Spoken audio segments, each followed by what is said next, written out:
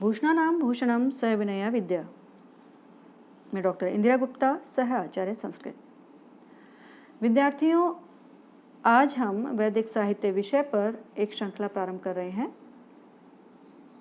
स्नातक द्वितीय वर्ष संस्कृत विषय में विश्वविद्यालय के द्वारा जो पाठ्य सामग्री निर्धारित की गई है उसमें उस पाठ्यक्रम में 2 प्रश्न पत्र हैं। प्रथम प्रश्न पत्र का नाम है वैदिक साहित्य, गद्य साहित्य एवं व्याकरण, और द्वितीय प्रश्न पत्र का नाम है नाटक, छंद, अलंकार एवं संस्कृत साहित्य का इतिहास।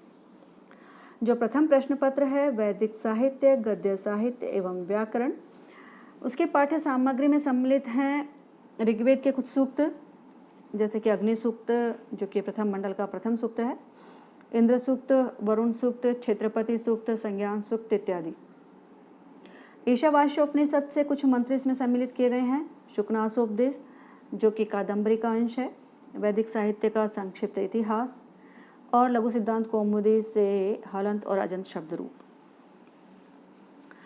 विद्यार्थियों, आज इस भाग में हम वैदिक साहित्य का संक्षिप्त परिचय, विशेष रूप से कहें तो वेद का अर्थ, इस विषय पर हम बात करेंगे। जैसे कि लौकिक पदार्थों के साक्षात्कार के लिए हमें नेत्रों की आवश्यकता है, वैसे ही अलौकिक तत्वों के साक्षात्कार के लिए वेदों की उपयोगिता होती है। वेद भी वैसे ही उपयोगी हैं। और आप सभी जानते हैं कि ऋग्वेद विश्व साहित्य का प्राचीनतम ग्रंथ रत्न है, और भारतीय परंपरा अनुसार यजुर्वेद, सामवेद और अथर्ववेद भी ऋग्वेद के समान विश्व के प्राचीनतम ग्रंथ हैं, और भारतीय संस्कृति के तो ये मूलाधार ग्रंथ रूप हैं। भाषा का प्राचीनतम रूप, पुरातनतम संस्कृति, प्राक्तनतम समाज व्यवस्था और इस प्रकार मानव प्रवृत्ति से संबद्ध प्राचीन सब कुछ वेदों में ही उपलब्ध है।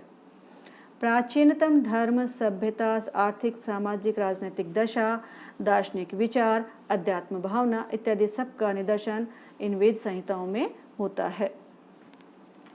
वेद शब्द का अर्थ यदि हम करें तो वेद का अर्थ है ज्ञान।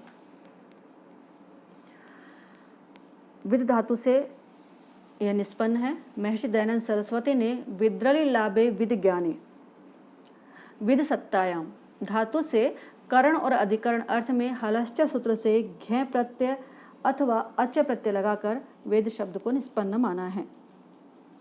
अमरकोश के अनुसार जिसके द्वारा धर्म का ज्ञान प्राप्त किया जाए वही वेद है। विदन्त्यानेन धर्मम स वेदः।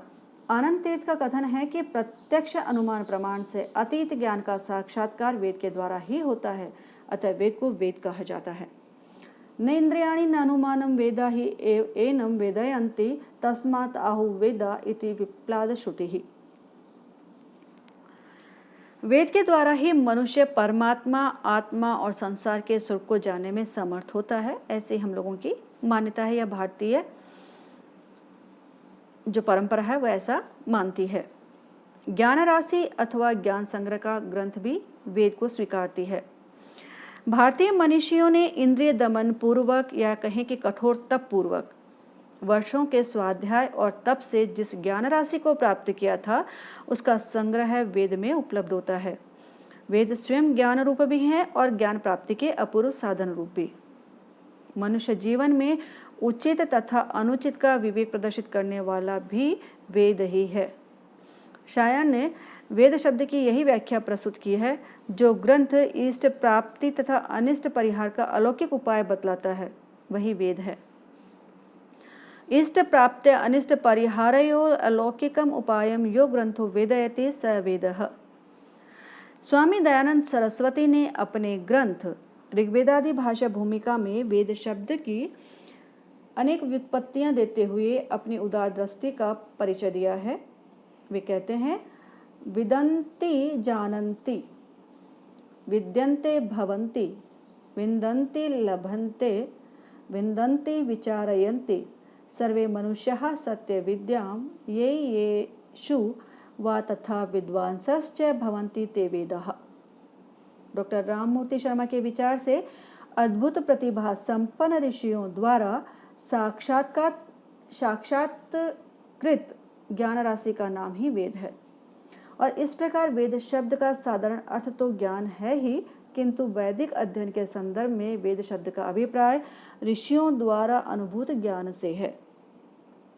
विद्यार्थियों, हम देखेंगे कि जो वेद शब्द है उस वेद के पर्याय शब्द भी लोक में प्रचलित रहे हैं, जैसे कि संगीता। वेदों को संगीता भी कहा जाता है, अर्थात सम्यक अथवा पूर्वापर रूप में संग्रहित साहित्यिक अथवा आचार नियम संबंधी सामग्री जो होती है उसको संगीता कहा जाता है। और इसीलिए संग्रहित और सुसंपादित वैदिक साहित्य को संगीता कहा जाता है। वैदिक साहित्य में संगीता की संख्या 4 है: ऋग संगीता, यजुः संगीता, साम संगीता और अथर्व संगीता। श्रुति। भारतीय परंपरा में वेद को श्रुति भी कहा जाता है। गुरु शिष्य की अविच्छिन्न क्रमिक परंपरा से सुरक्षित रहने के कारण ही वेद का पर्याय श्रुति हुआ, क्योंकि पहले लेखन सामग्री इतनी उपलब्ध नहीं थी, अतः श्रवण परंपरा से ज्ञान आगे की ओर जाता था, गुरु शिष्य परंपरा से और श्रवण परंपरा से। गुरु शिष्य को श्रवण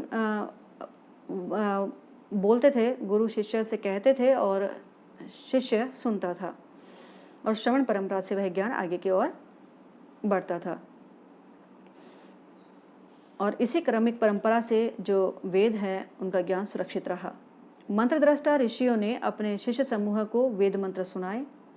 शिष्य समुदाय ने गुरु के श्रीमुख से सुनकर ही उन मंत्रों को कंठस्थ कर लिया। स्वरों तथा वर्णों में कोई उच्चारण त्रुटि अथवा अन्य दोष न रहे, कहीं मंत्र का कोई वर्ण असावधानी से छूट न जाए, इस पर गुरु विशेष ध्यान देते थे।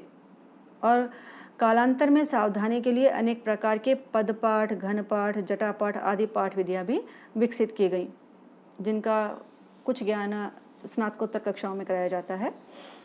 और इस प्रकार क्रमशः श्रवण परंपरा से वेद ज्ञान की वह अमूल्य धरोहर श्रुति रूप में निरंतर सुरक्षित रही। और भारतीय मनीषा ने श्रुति को निरपेक्ष प्रमाण भी माना है। वेद का एक और पर्याय शब्द है आम्नाय।